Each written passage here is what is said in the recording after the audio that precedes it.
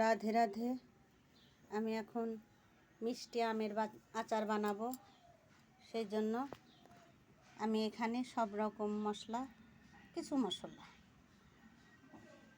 ভেজে নেব।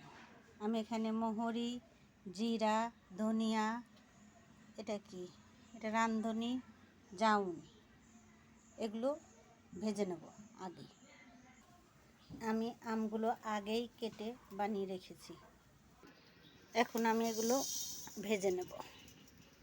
এর ভিতরে কটা শুকনো লঙ্কাও দিয়ে দেবো, দিয়ে ভেজে নেব। এখন আমি গুড়টুকু কড়াইয়ে দিয়ে দিলাম, একটু জাল দিয়ে নেব। এগুলো আমি এখন বেটে নেব। যখন গুড়টা বা চিনিটা বলক এসে একটা ক্যারামেলের মতো সৃষ্টি হবে,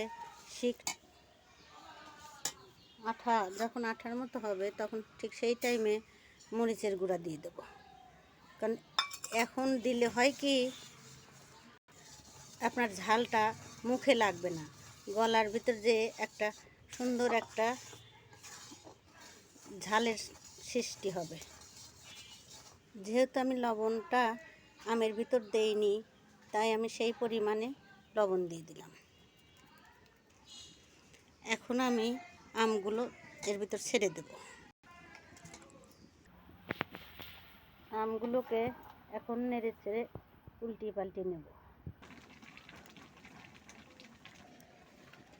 মশলাগুলি বাটিতে তুলে নিচ্ছি।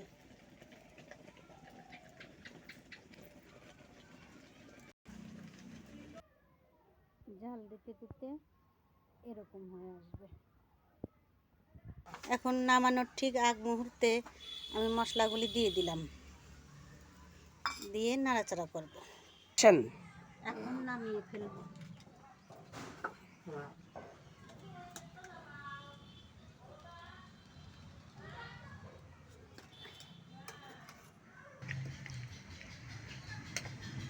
এই দেখো, আমের আচার, মিষ্টি আমের আচার বানিয়ে